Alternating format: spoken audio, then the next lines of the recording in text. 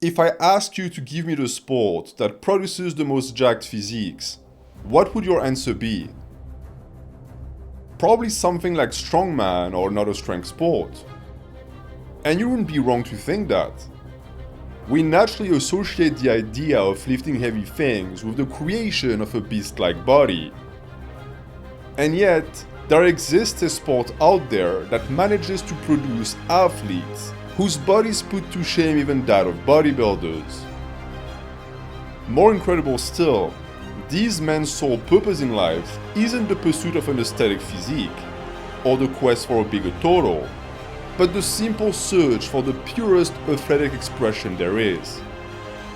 The ability to suspend our body mid-air, creating impossible figures that together form the sport of artistic gymnastics. How can such a delicate art form create these monstrous physiques? And what is the secret arcane that allows these athletes to unlock such supernatural hypertrophy? In short, why are gymnasts so freaky?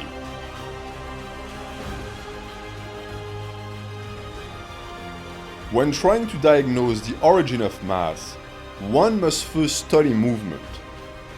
Artistic gymnastics is an upper body sport, meaning that the majority of the power required to perform will be generated by the muscles of the limb and torso.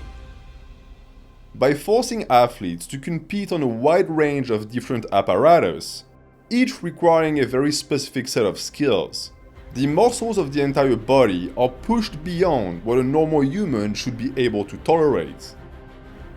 One of the most visually impressive of these challenging events are the still rings, in which the athletes perform various strength moves while hanging off rings 9 feet off the ground.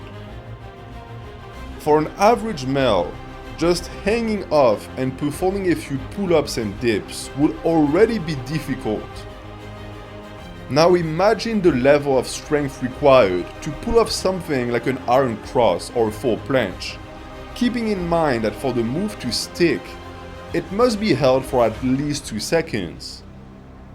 For this to even be possible, the biceps of gymnasts must not only be strong enough to hoist the entire body, but also to withstand that load in a stretched position for long periods of time. This is the secret behind those huge biceps. Since their role is for arm flexion, they have evolved under a rare constraint, that is to prevent the arm from doing what it naturally wants to do. By bending the arm, you put yourself in a much more biomechanically advantageous position. Just compare the levels of difficulty between holding the top of a pull-up and holding an iron cross. By keeping the arms fully extended, a gymnast demonstrates his supreme control over his muscles. It's a way to say, look, I am on purpose putting myself in the most difficult position imaginable, and these rings don't even shake. In a rare case of life imitating art, the artistic demands of their sports have led these athletes to replicate postures that their bodies simply don't want to get into. In a way, gymnastics could be described as the anti-powerlifting. Instead of finding the technique that allows you to lift the most weight, those masters of the rings have had to adapt to aesthetic criteria that in return have shaped their bodies into statues. And this is only the tip of the iceberg. From the standard support hold to the handstand, most artistic gymnastics movements require you to keep your arms either externally rotated and supinated or straight, meaning that both biceps and triceps stay under constant tension. Nowhere is this truer than in the pommel horse, an event that sees athletes swing both legs in a circular motion, either in a clockwise or counterclockwise fashion, with the arms supporting their full body weight the entire time. While less demanding than the rings when it comes to sheer strength, the fact that any pose on the horse leads to docked points forces gymnasts to rapidly switch the tension between arms. always with the legs together, except for scissors and other elements that require instead a maximum degree of separation. To understand how this would lead to a massive improvement in tricep size, try it on the floor. Sit down, press with your hands, and try to maintain a perfect L-sit. I guarantee you that your arms and core will be screaming in agony before long. Something that applies to artistic gymnastics as a whole. Olympic level gymnasts must not only demonstrate top levels of strength and balance, they also need a strong spirit to compete under pressure and attempt moves that put their safety at risk. As such, artistic gymnastics is both a spiritual practice and a physical pursuit, an aspect that was highlighted by its founders of ancient Greece. One would show up to the gymnasium not only to train, but also to discuss philosophy and politics, an aspect of the sport that was later erased by the Romans, who turned the art into pure military practice, going as far as banning ordinary citizens from partaking in it.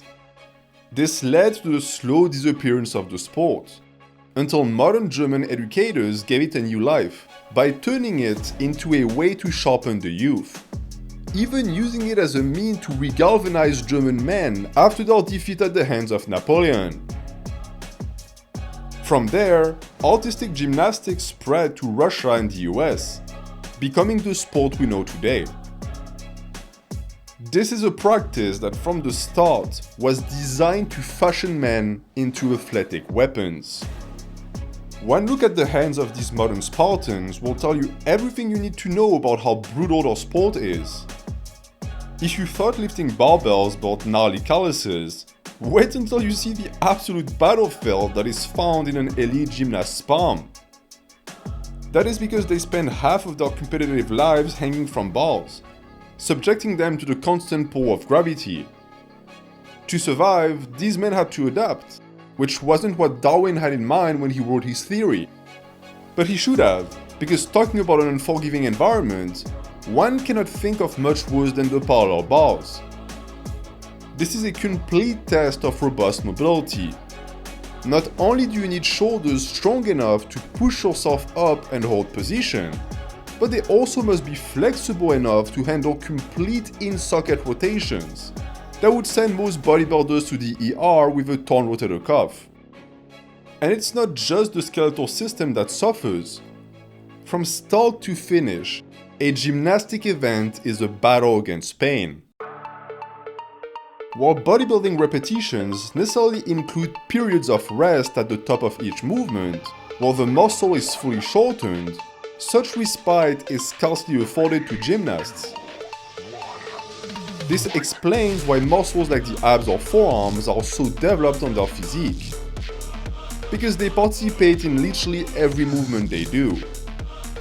Mid-air control isn't just a motor skill, it also forces the athletes to be constantly aware of their core, as this is where their center of gravity sits. Any slight shift in the pelvis during an acrobatic element might mean docked points, or worse, injury. As such, positions like the L-sit or hollow body are drilled into these athletes from infancy, giving them superb abdominal control.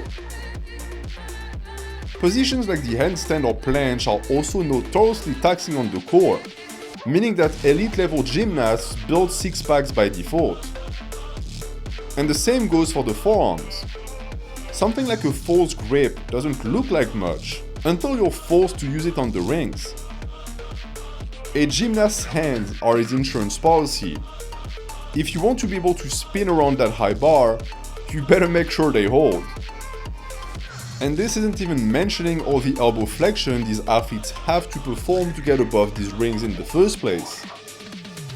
Ultimately, while the pull-up isn't the best option to isolate your arms, it's true that if you get strong enough at them, you will see some serious brachialis and biceps development. Unlike powerlifting, which is a torso-dominant sport, artistic gymnastics casually produces athletes with arms that put to shame even that of aesthetic bros. But it's not limited to limbs. The lat's development on these guys could make a pull-up bar blush, something that shouldn't be surprising to anyone who knows the power of calisthenics when it comes to building up those wings. Be it on the rings or with the bars, at some point or the other, the sport will require you to pull yourself up. And once you're up there, you'll do some extra arm adduction and abduction while you're at it, keeping those lats nice and busy. This athleticism also translates to the ground. Despite the suspended events being the most popular, one cannot forget that gymnasts also possess some serious hops. There are floor routines containing a mix of somersaults, cartwheels, and handsprings. There is also the high-flying acrobatics of the vault, propelling the athletes up in the air in all sorts of twists and turns. Save for decathlon athletes, you'd have a tough time finding a more well-rounded group of physical specimens. However, this competency doesn't fall from the sky. Gymnasts often start training very young, and spend upwards of 4 to 5 hours in the gym 5 to 6 times a week. This is because they have 6 events to prepare, each requiring loads of neurological and muscular adaptation to be completed. The sooner they can ingrain these patterns in their bodies, the closer the gold medal gets. But accumulating thousands of practice hours during puberty comes at a price. Stress fractures and other ligament tears are common in the sport, and many young men see their dreams dashed before they can even set foot in competition. For this reason, boys begin to train for gymnastics later than the girls, as they need the boost provided by testosterone to handle these strenuous training sessions required to hang in the sport, which still doesn't prevent the majority of them from getting filtered out. This also makes the idea that gym bros should just hop on the rings to get bigger biceps a silly one.